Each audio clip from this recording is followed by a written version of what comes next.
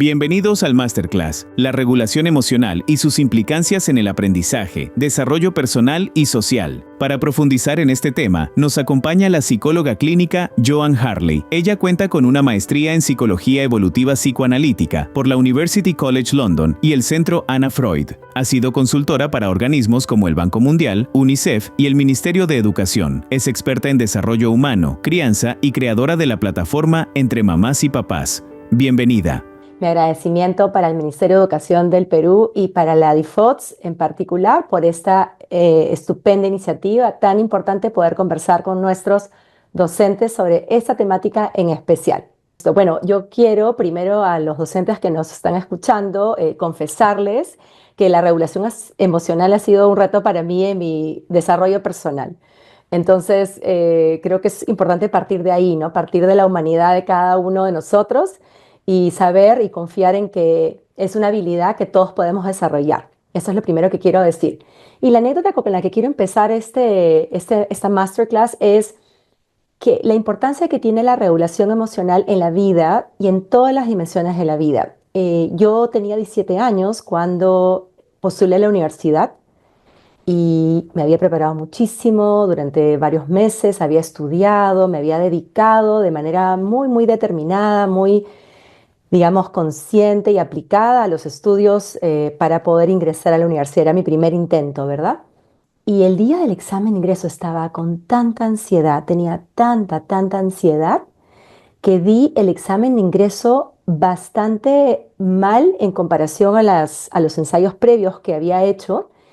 Y al punto que desarrollé el examen, terminé cansadísima. Bueno, me imagino que como todas y todos los que habíamos postulado ese día, pero había sudado una cantidad increíble. Todas las mangas de la ropa que tenía estaban totalmente empapadas de sudor.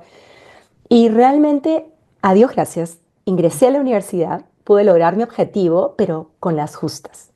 Con las justas. Y un compañero mío que se había preparado igual que yo, y con el cual siempre comparábamos un poco los puntajes, él había tenido un puntaje mucho mejor que el mío.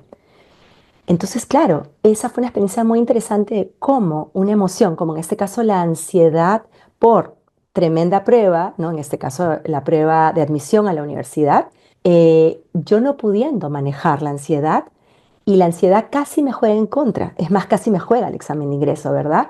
Lo cual hubiera podido impactar en mi trayectoria de vida, de qué manera no lo sé, ¿verdad? Pero creo que ese es un ejemplo importante y valioso de cómo las emociones son muy importantes en la vida e impactan todas las dimensiones de la vida, y la regulación de nuestras emociones es clave para poder vivir una vida en balance.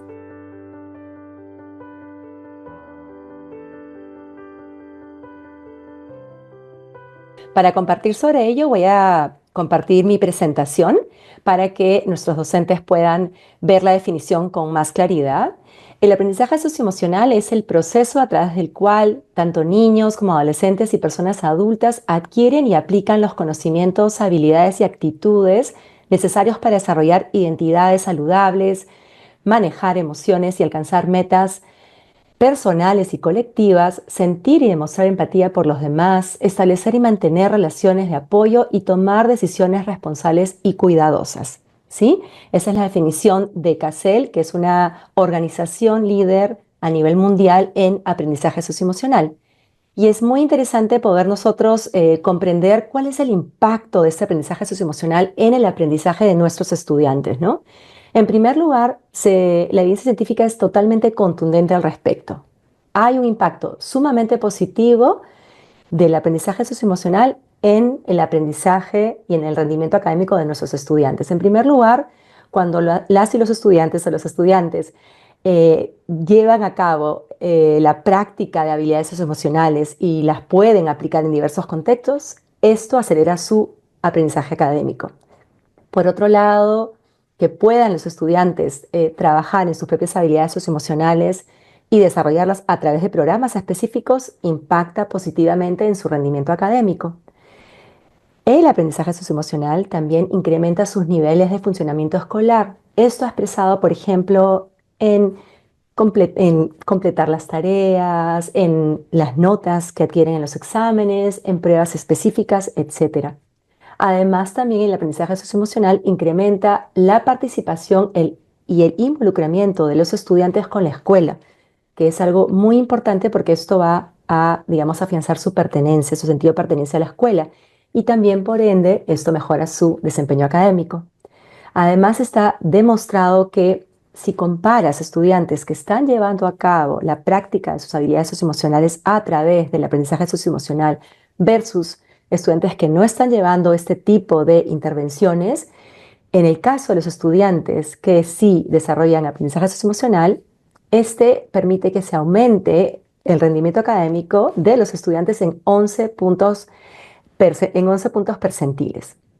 Y luego, esto es interesante porque se mantiene a largo plazo, no es algo que se da, digamos, al modo de fotografía, sino que esto se sostiene a largo plazo y el desempeño académico de los estudiantes que están llevando a cabo el aprendizaje socioemocional o la práctica de el aprendizaje socioemocional en la escuela es en promedio 13 puntos percentiles superior.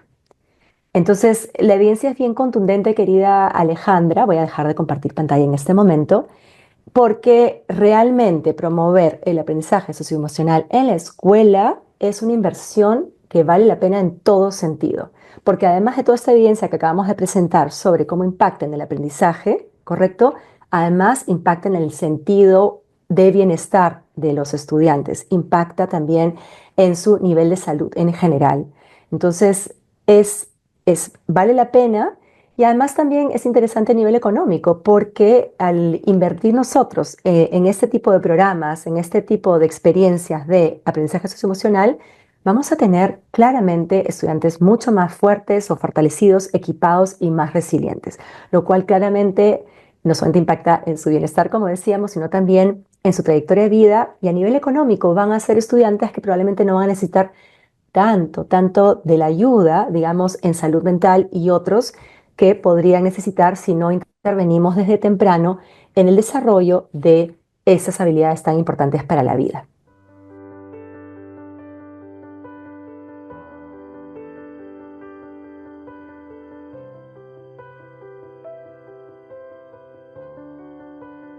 Nosotros para la Masterclass hemos elegido utilizar el marco de referencia de CASEL, cuya definición he compartido al inicio de la Masterclass, y que básicamente se centra en el desarrollo de 5 grandes habilidades o se conocen también como las 5 grandes de CASEL, ¿verdad? La primera gran habilidad es la autoconciencia, la segunda es la autorregulación, la tercera es la conciencia social, la cuarta son las habilidades para el establecimiento de relaciones con los demás y la quinta es la toma responsable de decisiones, ¿no? Entonces son 5 grandes habilidades que nosotros hemos, digamos, tomado como referencia, tomando o siguiendo a CASEL. Y de esas 5 vamos a centrarnos en 2. En la primera, que es la autoconciencia, y en la segunda, que es la autorregulación. Y de cada una de ellas vamos a tratar unas habilidades específicas o subhabilidades, como podríamos llamarlas. Y para eso yo voy a presentar la presentación, voy a justamente compartir mi presentación para que puedan ustedes ahí ver las 5 grandes habilidades de CASEL que acabo yo de mencionar. Y allí tenemos también de manera específica las subhabilidades de autoconciencia, en particular, identificar las propias emociones y de autorregulación, manejar las propias emociones y identificar, utilizar estrategias de manejo del estrés.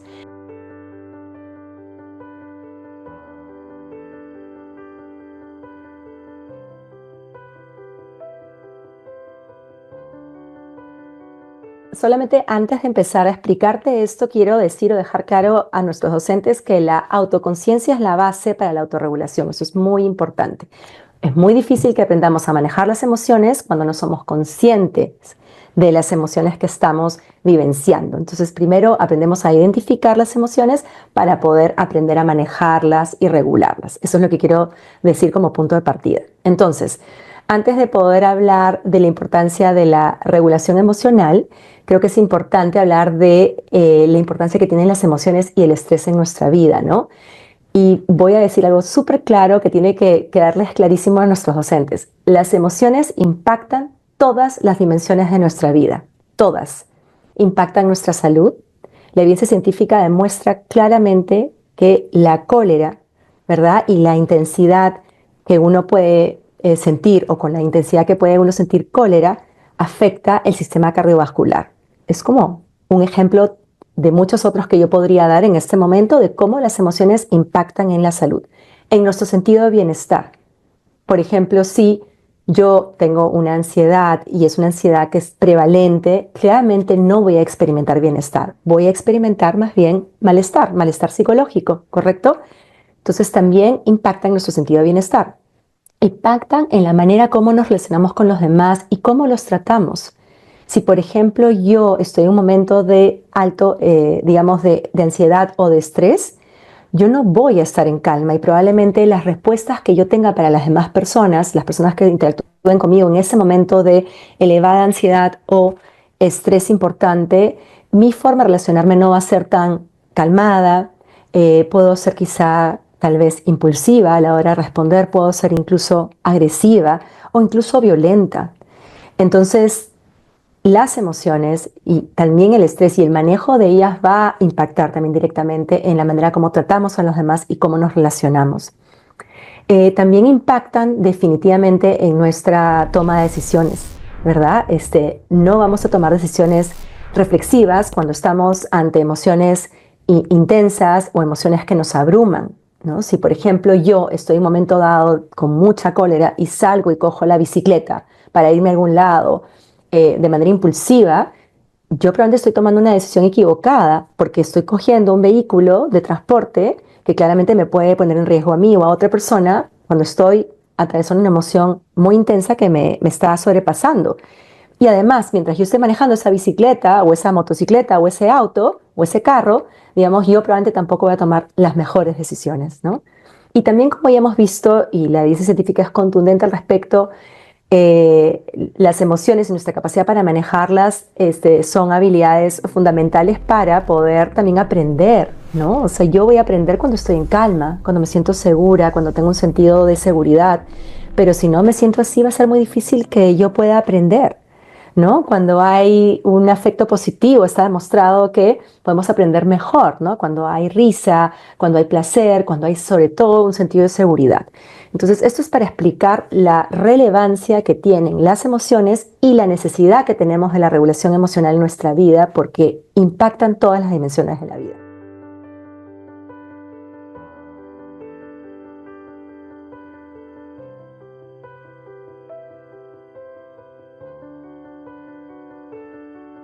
Y yo quiero hacer quiero un pasito más allá para que quede claro para nuestros docentes por qué es relevante una masterclass como esta también y por qué nos sentimos tan de verdad complacidos de poder entregarles estos contenidos o compartir con ellos estos contenidos.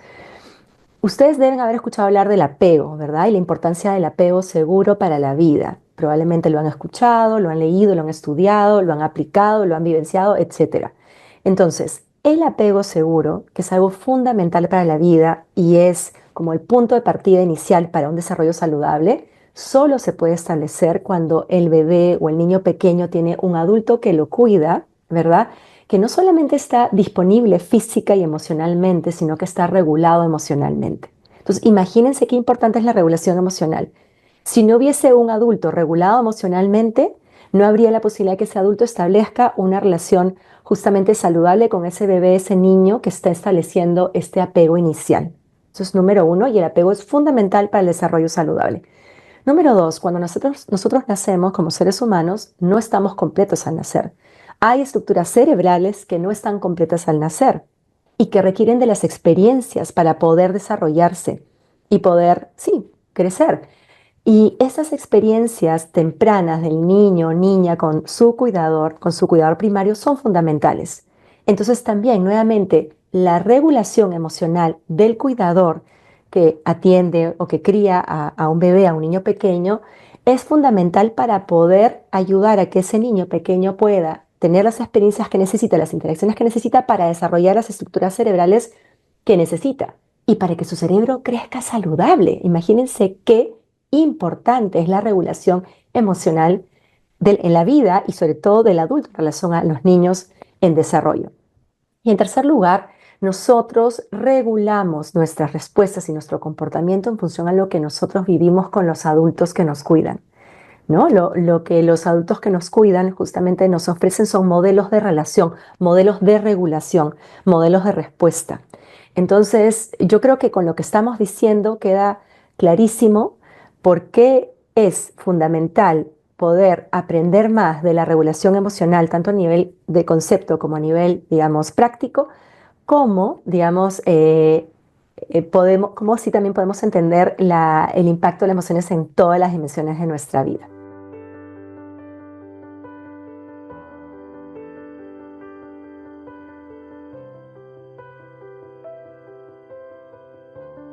Primero, antes de empezar a explicar las estrategias, yo quiero compartir con nuestros docentes la definición de regulación emocional, tal como la presenta el Ministerio de Educación. Entonces, yo voy ahorita a compartir la pantalla, un segundito. Mm. Esta es la definición de regulación emocional, ¿no? Se puede definir como la capacidad para gestionar las emociones propias, para generar mayor bienestar o enfrentar situaciones de forma pacífica y evitar el daño físico y emocional a uno mismo y a los demás. Se trata de gestionar las emociones y validarlas sin suprimir o evitar ninguna de ellas, haciendo uso de los recursos y herramientas para regular su intensidad y su duración para no convertirlas en conductas no saludables, ¿sí? Entonces, habiendo compartido esta definición, quiero compartir algo que me parece fundamental para entender lo que voy a explicar ahora en las estrategias, ¿no? Creo que es muy importante que los docentes tengamos claros o los docentes tengan claro que ellos como adultos son fundamentales en la regulación emocional de los estudiantes, porque ellos cumplen la función de corregulación de sus estudiantes. Y en ese sentido, la corregulación de los estudiantes empieza primero con qué? Con la regulación emocional del docente, con la regulación, con la autorregulación del docente. Entonces, la regulación emocional o autorregulación del docente es el punto de partida para la corregulación con sus estudiantes. ¿Y eso qué significa? Invita a que nuestros docentes coloquen digamos, si tuviésemos que levantar la mano, imaginar que esto es un reflector. Yo le pediría a los docentes que giren el reflector así, hacia dónde apunta ese reflector, hacia dónde va la luz, hacia ellos. Entonces, en este momento lo que vamos a hacer es pedirles a los docentes que la atención vaya hacia ellos, ¿verdad? Porque ellos son los que tienen que mirarse de manera amorosa, por supuesto, y compasiva para poder, digamos, identificar cómo están sus emociones y cómo pueden ellos aprender a regularlas. Y en ese sentido, lo que nosotros queremos es apoyar a nuestros docentes a que se conviertan en docentes emocionalmente competentes, porque es lo que necesitan nuestros estudiantes y nuestras aulas también, que no es fácil, claramente no es fácil. Yo les había contado al inicio de esta masterclass que yo toda la vida he tenido el reto de regularme emocionalmente. ¿Pero por qué? Por experiencias tempranas que he tenido. Experiencias tempranas, quizá algunos traumas en mi historia de vida personal, traumas pasados de generación en generación, digamos, de mis papás a mí, pero a ellos antes sus propios padres y así. Y todos tenemos ese tipo de historias. Y por eso no necesariamente es tan sencillo regular nuestras emociones o mirar nuestras emociones. Entonces yo quiero empezar también diciendo eso, que vamos a hacer esto desde el amor y la compasión, de ninguna manera desde la sobreexigencia. Y otra cosa que quiero decir antes de empezar con las estrategias es que nosotros podemos desarrollar todas las habilidades socioemocionales que nos propongamos y cualquier habilidad en general gracias a la neuroplasticidad. Porque ya sabemos hoy en día que el cerebro es maleable, que el cerebro es plástico, que es moldeable, que se modifica y transforma gracias a las experiencias, ¿verdad? Y lo otro que es fundamental que nuestros docentes sepan es que la práctica es la madre de cualquier habilidad, es la madre de la maestría, ¿no? Para tener maestría en algo tenemos que practicar y practicar y practicar, ¿no? Y eso tiene que ver con nuestra mentalidad de crecimiento. Y finalmente, antes de pasar a las estrategias, me parece importante decir que, o recordarles a nuestros docentes que los estudiantes o sus estudiantes aprenden muchísimo más de lo que observan y escuchan que de lo que nosotros les decimos, pero sobre todo aprenden mucho de lo que sienten con nosotros.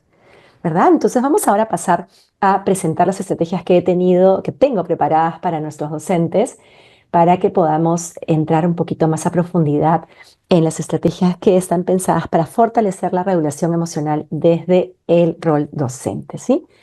Y lo primero que yo quiero compartir es el modelo estado-comportamiento, que es un modelo que nos permite entender que ahí lo que se ve como NP es el estado neurofisiológico de nuestro cuerpo, ¿sí? Entonces, el punto de partida para poder regularnos, tanto fisiológicamente como emocionalmente, es poder atender cómo está nuestro estado neurofisiológico. Porque la base del comportamiento, que es la B que aparece ahí, B viene de behavior en inglés, que significa comportamiento. El comportamiento básicamente depende del estado neurofisiológico en el que nos encontremos. Y además hay que entender que el estado neurofisiológico es la base para nuestro comportamiento y todo eso va a dar como resultado, ¿qué cosa? La O de outcome o de resultado. Nuestros resultados en la vida van a depender de esas dos, digamos, dimensiones, nuestro estado neurofisiológico y nuestro comportamiento. Pero el comportamiento depende de qué? De nuestro estado neurofisiológico. Entonces es muy importante que podamos nosotros integrar como primera estrategia que estemos atentos a nuestro estado neurofisiológico, ¿correcto? Y cómo podemos nosotros identificar más o menos cómo está nuestro estado neurofisiológico. Por ejemplo, en las mañanas, cuando nosotros nos despertamos. ¿Cómo nos despertamos? ¿Qué estamos sintiendo al despertar? Nos sentimos descansados, nuestro corazón late, digamos, con armonía, o de pronto nos despertamos y ya estamos pensando en lo que hay que hacer, o nos hemos despertado tarde y nuestro estado neurofisiológico es un estado de estrés, ¿no? De aceleración, de premura, de angustia, etcétera, ¿no? Entonces, muy importante este conocimiento de que nuestro estado neurofisiológico es la base para nuestro comportamiento y de que podemos tomar nota de él y que podemos hacer algo para regularlo, ¿sí? Entonces, esa sería la primera estrategia.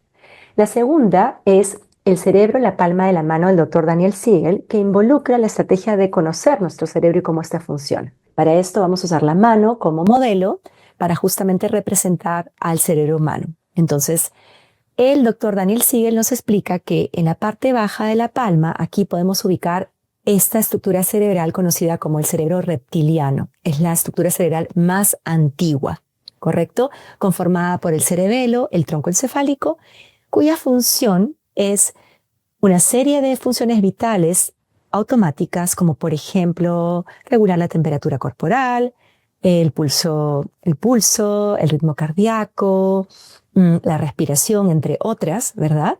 Y al mismo tiempo pone en marcha o en funcionamiento los instintos de supervivencia. Nosotros tenemos principalmente 3 instintos de supervivencia, ¿no? El primero es el de ataque. Cuando tenemos una amenaza o sentimos que hay una amenaza, vamos a evaluar si podemos atacar la amenaza y si podríamos ser exitosos haciéndolo. O de lo contrario, si es mejor huir, que es el otro instinto de supervivencia. La huida también ocurre, digamos, como una posibilidad cuando hay un peligro de muerte. Y el tercer instinto de supervivencia es el congelamiento, a través del cual nosotros nos congelamos cuando evaluamos que el peligro de muerte puede ser inminente, ¿sí? Entonces, este es, digamos, el cerebro reptiliano y hay que recordar que los reptiles se comen a sus crías, así que no queremos funcionar con un cerebro reptiliano, ¿verdad? Ahora, yendo por aquí, a esta altura, nosotros vamos a encontrar el cerebro de los mamíferos, que es el cerebro emocional, le dicen, que está compuesto por el sistema límbico. Y dentro del sistema límbico hay una estructura que se conoce como la amígdala. Y la amígdala viene a ser el sensor de humo del cerebro humano. Es decir, es el que está permanente o la que está permanentemente identificando si hay seguridad o peligro o si hay una amenaza. Cuando la amígdala percibe amenaza, ese sensor de humo, digamos, percibe que hay peligro, va a activar de forma inmediata la respuesta del estrés, que es un mecanismo de supervivencia que tenemos todos los seres humanos. Activa la respuesta al estrés, ¿para qué? Para justamente, en diálogo con el cerebro reptiliano, poner en marcha los instintos de supervivencia y definir qué acción tomar, ¿correcto? Para salvaguardar nuestra vida, porque lo que es importante aquí es que podamos sobrevivir. El sistema límbico se encarga de la memoria emocional, ¿verdad? Y por eso se le conoce como el cerebro emocional, ¿sí? Entonces tenemos esto aquí. Pero si hacemos nosotros esto, nos va a quedar un modelo del cerebro humano, ¿verdad? En la palma de la mano. Y el doctor Daniel Siegel nos indica que todo esto va a corresponder a la corteza cerebral o neocorteza, que es la parte más evolucionada del cerebro humano. Y sobre todo aquí en las uñas de mi mano ubicamos la corteza prefrontal, ¿verdad? Y por tanto ahí ubicamos las funciones superiores humanas, por ejemplo, la planificación, la organización, la toma de decisiones, el juicio, el razonamiento, la capacidad para la empatía, la compasión. Todas estas funciones superiores son posibles gracias a esta estructura cerebral, específicamente la corteza prefrontal. Pero, ¿qué explica el doctor Daniel Siegel? Nosotros estamos así, con este cerebro integrado cuando estamos en un estado de calma, en un estado de bienestar. Pero cuando por casualidad experimentamos una sensación de amenaza o algo que ocurre en el entorno o algo que ocurre dentro de nosotros dispara la respuesta al estrés, entonces, ¿qué dice el doctor Daniel Siegel? Que perdemos la cabeza. Esa es la representación visual de que perdemos la cabeza, perdemos los papeles. ¿Qué significa? Que nosotros ya no estamos pudiendo acceder a toda esta parte correspondiente a la corteza cerebral, por tanto no estamos pudiendo acceder a las funciones superiores y entonces estamos a merced ¿de qué? De esta parte del cerebro, que es el cerebro emocional, y de esta parte del cerebro que se encarga de los instintos de supervivencia. Entonces, en este estado no podemos tomar decisiones con claridad, no podemos pensar con claridad, no podemos ser empáticos porque no estamos accediendo justamente a esta parte del cerebro. Este es un modo reactivo de respuesta, o en todo caso, esta manera o este estado nos hace proclives a respuestas más bien reactivas, diferentes a las respuestas más bien reflexivas que podemos dar cuando estamos en calma, en un estado de bienestar. Vamos a poner un ejemplo. Si yo soy un docente, ¿correcto? Y de pronto he tenido un intercambio no muy agradable con un colega mío, probablemente se va a desatar una emoción y se va a desatar o activar la respuesta al estrés y yo voy a estar de pronto así. Voy a haber perdido un poquito los papeles, voy a estar fuera de mi centro, como queramos expresarlo. Y si yo estoy así, a la hora que hable con un estudiante, no le voy a hablar de la mejor manera. Si el estudiante me pregunta, profesor, profesora, ¿qué indicó usted? Le voy a decir, pero lo acabo de apuntar en la pizarra. Estoy ahorita inventando un ejemplo, ¿verdad? En vez de responderlo con tranquilidad, con calma y de manera más respetuosa.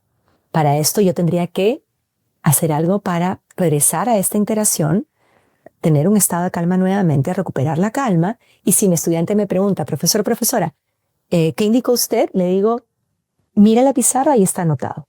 ¿Se dan cuenta la diferencia?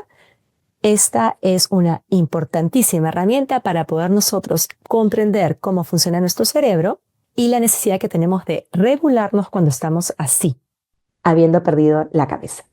Muy bien, entonces yo ahora les voy a compartir una tercera estrategia, que es una estrategia que la voy a presentar primero en mi pantalla y luego la voy a explicar, que es la estrategia, algo muy importante aquí es compartir con ustedes la frase de Viktor Frankl. Viktor Frankl fue un sobreviviente de un campo de concentración nazi. Y él dice, entre estímulo y respuesta hay un espacio. En ese espacio está nuestro poder para elegir nuestra respuesta. En nuestra respuesta radica nuestro crecimiento y nuestra libertad. Por eso, nuevamente, ¿no? Entre el estímulo y la respuesta hay un espacio. Este debería ser justamente el espacio.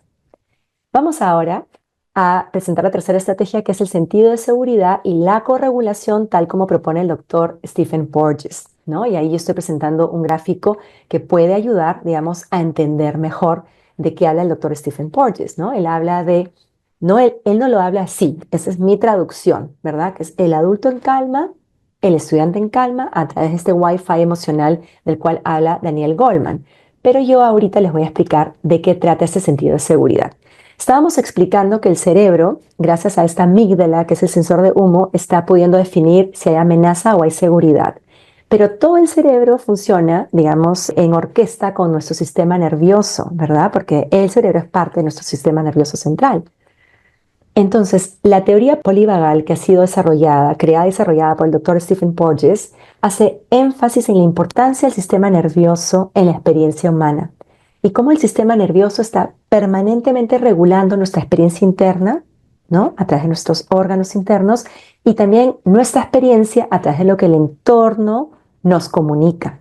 ¿Con qué finalidad? Con la finalidad de que nosotros podamos sobrevivir, de poder proteger nuestra integridad, de que podamos preservarnos como personas y como especie, sin lugar a dudas. Y entonces de lo que habla Stephen Porges cuando habla de corregulación, habla justamente de que el sistema nervioso de un adulto, en este caso, va a corregular el sistema nervioso de un niño o un adolescente, de su estudiante, en el marco del docente con sus estudiantes, ¿no? Entonces, en todo momento, sin que incluso ustedes docentes se den cuenta, están corregulando a sus estudiantes. Y sus estudiantes y sus sistemas nerviosos van a estar percibiendo permanentemente las señales para definir qué cosa. Si es que están seguros y pueden sentir seguridad y por tanto se pueden abrir o pueden activar su sistema de conexión social, ¿correcto? Que es esencial para el aprendizaje. O si más bien no perciben seguridad, perciben amenaza, correcto, peligro, amenaza, y entonces no activan el sistema de conexión social, sino más bien tienen que estar en modo supervivencia. Es decir, que tienen que estar alertas para saber de qué manera deben defenderse porque hay una amenaza. Y esto es sumamente importante porque, porque justamente nosotros somos inconscientemente correguladores de nuestros estudiantes. De forma inconsciente, de forma automática, esto se da. Sin embargo, es importante que podamos ser conscientes justamente para poder estar atentos a cómo son nuestras interacciones. Muchas veces el tono de voz es sumamente determinante para que nuestros estudiantes sientan seguridad o más bien amenaza. Lo contrario, ¿sí? Pero vamos a seguir avanzando con las estrategias. La siguiente estrategia que quiero compartir con ustedes es una estrategia que se llama, a ver, bueno, ese es un ejemplo hermoso de corregulación. Es un ejemplo precioso de la mamá con su bebé en un proceso de corregulación. Como digo, la corregulación se da de manera automática, de manera inconsciente. No tenemos necesariamente conciencia que estamos corregulándonos. Eso está sucediendo permanentemente. Pero siendo nosotros conscientes de este proceso de corregulación, podemos aplicar ciertas estrategias. ¿Sí? Y bueno, nosotros podemos aprender a cultivar la calma. Y aquí voy a compartir con ustedes algunas estrategias. ¿Sí? La primera va a ser el parar. La primera estrategia va a ser parar porque a veces nosotros vivimos en piloto automático, ¿no? Estamos tan sobrepasados de trabajo, de pendientes, de responsabilidades, el trabajo fuera de casa, el trabajo en casa, las hijas, los hijos, la familia más extensa, etcétera, etcétera, etcétera, ¿verdad? Y a veces también vivimos en ciudades, ¿no? Que no son necesariamente amigables, que más bien son muy tóxicas porque tienen elevados niveles de estrés, ya sea por el tráfico, ya sea por la agresividad en la calle, ya sea por la delincuencia, etcétera, etcétera. Yo estoy segura que todos ustedes están entendiendo de qué hablo, ¿verdad? Entonces, qué importante que nosotros podamos ejercitar nuestro poder para poder calmar y regular nuestro sistema nervioso y también regular nuestras emociones. Entonces, el parar es una primera estrategia. Tenemos que poder parar para poder primero calmarnos, ¿no? Cuando yo les contaba sobre el cerebro en la palma de la mano y les hablaba de este momento en el cual perdemos la cabeza, qué importante es ahí parar. No contestar la llamada, no escribir el WhatsApp, no mandar el correo, no contestarle al hijo o hija, no contestarle al estudiante. Primero parar para que justamente exista ese espacio entre el estímulo y la respuesta del cual habla Viktor Frankl, ¿correcto? Luego, la otra estrategia que quiero compartir con ustedes, que se puede usar muy de la mano con parar, es la respiración consciente, ¿sí? Pero antes de la respiración consciente, quiero compartir otra estrategia que es el check-in. El check-in es simplemente el chequear adentro. ¿Cómo está nuestro cuerpo? Nuestro corazón está agitado, está, digamos así, muy, muy agitado, muy acelerado. Nuestra respiración es corta o es una respiración profunda, ¿verdad? Estoy sintiendo tensión acá en el cuello, algo me está preocupando, ¿no? Etcétera. Entonces, el check-in es básicamente la capacidad de chequear, pero de llevar mi atención hacia adentro, a chequear cómo estoy, cómo me encuentro. Y eso nos permite tener más conciencia, ¿verdad? Para ver qué puedo hacer para regularme. La tercera estrategia es la de la atención al cuerpo, la del escaneo corporal. Entonces, yo puedo sentarme un momentito con los ojos cerrados y revisar mi cuerpo desde la cabeza hasta los pies. Y hago como un barrido con mi atención, digamos, para poder ver más o menos cómo se siente mi cuerpo. Y si de pronto necesito acomodar o ajustar algo, de pronto me siento a hacer este escaneo corporal consciente y siento que acá hay mucha tensión. y noto que en mi frente hay mucha tensión y mi frente está un poco arrugada. Noto eso, respiro y puedo soltar la frente y me puedo también preguntar, aprovechar de preguntarme qué puede estar pasando que estoy con tensión y no me he dado cuenta, pero me doy cuenta cuando hago este check-in y de pronto me doy cuenta también, más aún, cuando hago este escaneo corporal consciente. La otra estrategia es la de la respiración consciente y aquí les voy a enseñar una estrategia maravillosa que a mí me sirve muchísimo para justamente no incurrir en comportamientos impulsivos, agresivos o violentos, ¿no? Entonces, básicamente puedes hacerlo con los ojos abiertos o cerrados y básicamente es inhalar lenta y suavemente por la nariz y exhalar lenta y suavemente por la boca con énfasis en la exhalación, aprovechando la exhalación como un suspiro profundo. Y voy a hacer un ejemplo para que ustedes lo puedan ver.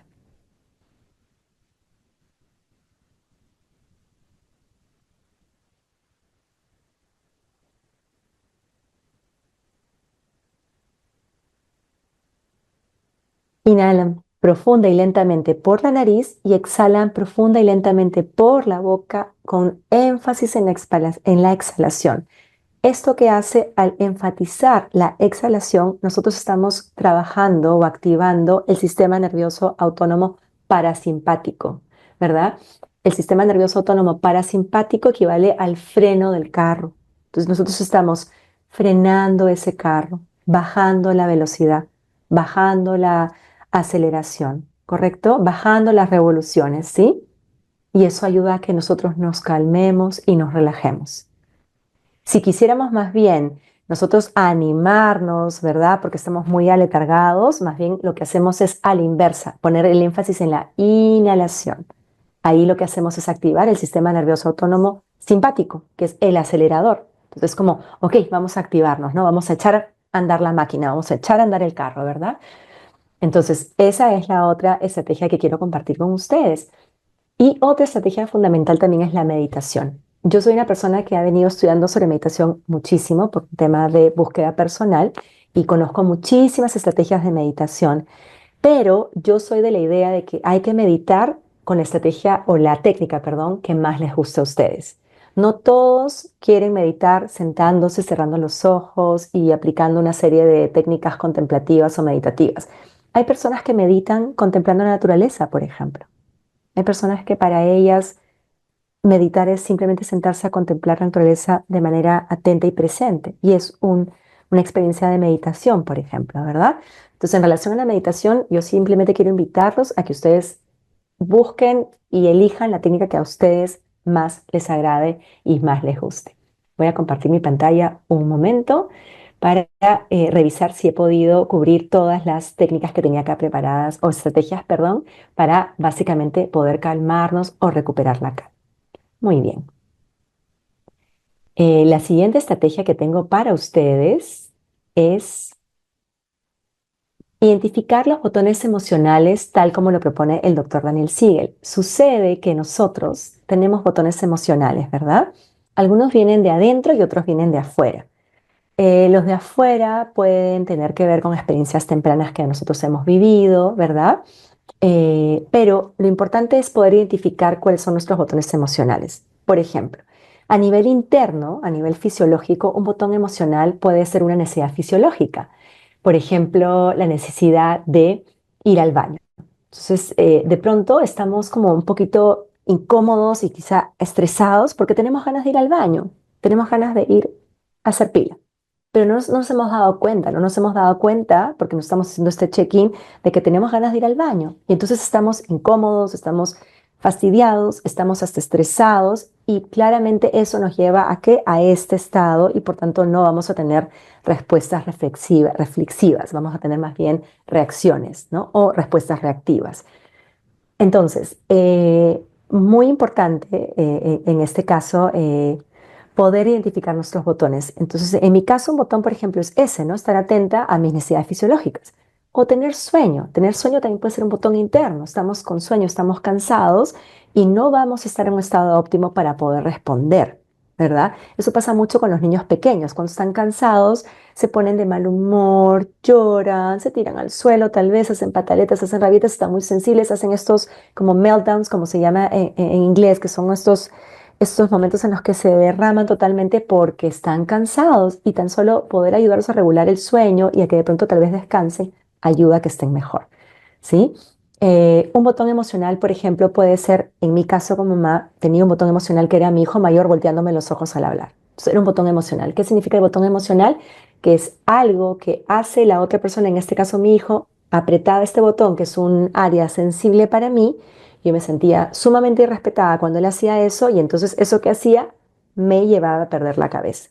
Y en este momento soy mucho más vulnerable y más proclive a que actuar de manera impulsiva, agresiva o violenta. Entonces, al reconocer mi botón emocional, ¿yo qué cosa puedo hacer? Anticiparme. Significa que si mi hijo me vuelve a voltear los ojos y ya me di cuenta que es un botón, yo puedo hacer qué cosa. Cuando él hace eso, puedo respirar antes de responder porque soy consciente que es un botón y que ese botón que ha sido apretado por mi hijo en este caso me hace a mí vulnerable, ¿no? Y me hace proclive a actuar de manera reactiva, ¿no? Otra estrategia que tengo preparada para ustedes y que la quiero yo compartir es que podamos expandir las emociones que nos generan bienestar y reducir las emociones que nos generan malestar a través del aprecio y la gratitud y el sentido del humor. Es decir, cuando hacemos un trabajo de regulación emocional, nosotros podemos regular nuestras emociones también tratando de expandir emociones que generan bienestar. Por ejemplo, la dicha. La dicha es una emoción que genera bienestar. Y la dicha nosotros la podemos sentir gracias al sentido del humor y gracias también a la gratitud. La gratitud es varias cosas al mismo tiempo. Es una emoción, es una práctica, ¿no? Sí, es muchas cosas al mismo tiempo la gratitud. Entonces, cuando practicamos aprecio y gratitud, podemos nosotros expandir una serie de emociones vinculadas a la gratitud, ¿verdad? Que nos hacen sentir mejor, que generan en nosotros un sentido de bienestar. Entonces, esa también es una práctica sumamente importante para poder regular nuestras emociones. Yo les quiero decir aquí que podemos sentirnos mal a veces, pero practicando aprecio y gratitud por las cosas pequeñas y sencillas que están en nuestra vida y que son hermosas, vamos a poder cambiar rápidamente nuestro estado. El movimiento es medicina. El movimiento es medicina, es muy importante. ¿Por qué? Porque realmente nosotros estamos hechos para movernos, no para tener vidas sedentarias, ¿no? Y el movimiento genera una serie de sustancias químicas que nos llenan de alegría, de bienestar, de dicha. Además que el cuerpo lo agradece muchísimo. Nosotros podemos cambiar nuestro estado neurofisiológico, como decíamos al principio, gracias al movimiento. Ustedes elijan qué actividad física quieren realizar, pero lo importante es mover nuestro cuerpo. Y la última, digamos, estrategia que quiero compartir con ustedes es la importancia del autocuidado como elemento clave para su regulación emocional y su bienestar socioemocional. El autocuidado es lo que nos permite cuidarnos en el día a día. Básicamente consiste en una rutina de cuidados cotidianos que nos damos a nosotros mismos como parte también de nuestro amor hacia nosotros mismos, y el autocuidado es lo que nos permite mantenernos en bienestar, en balance, regulados, ¿verdad? Y esto contribuye significativamente a nuestra regulación y al mismo tiempo también, digamos, a nuestro bienestar, como decía, ¿no? Entonces, muy importante. Ustedes son personas que merecen todo el amor y todo el cuidado. Pónganse en primer lugar para que ustedes puedan llevar todo ese amor hacia ustedes, cuidarse, y con eso estoy segura que ustedes van a experimentar muchísima más regulación emocional y muchísimo bienestar socioemocional.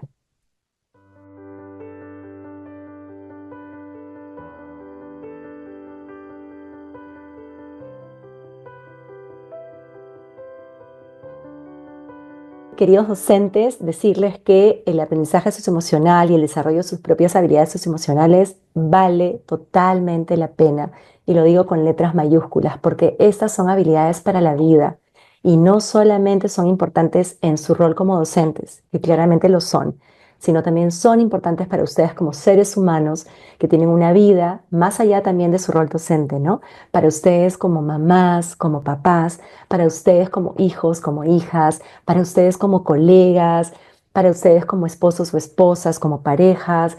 Realmente yo los invito a que de verdad puedan, así como dicen en México, echarse un clavado, zambullirse en este universo del aprendizaje socioemocional y puedan aprovechar para explorar sus emociones y puedan ir poco a poco practicando estrategias para regularlas. Y es una forma también de recuperar su poder, poder sobre ustedes, un poder tan importante, ¿no? Como el de la autorregulación. Y yo estoy segura que va a traer frutos maravillosos. El Ministerio de Educación del Perú hace muchísimo tiempo que viene haciendo una serie de contenidos, guías, etcétera. Hay material a disposición, material de muy buena calidad. Así que los invito a seguir adelante en esta aventura hermosa de crecimiento personal. Somos seres humanos en procesos de aprendizaje y eso será así para toda la vida. Les deseo lo mejor. Ministerio de Educación, Gobierno del Perú.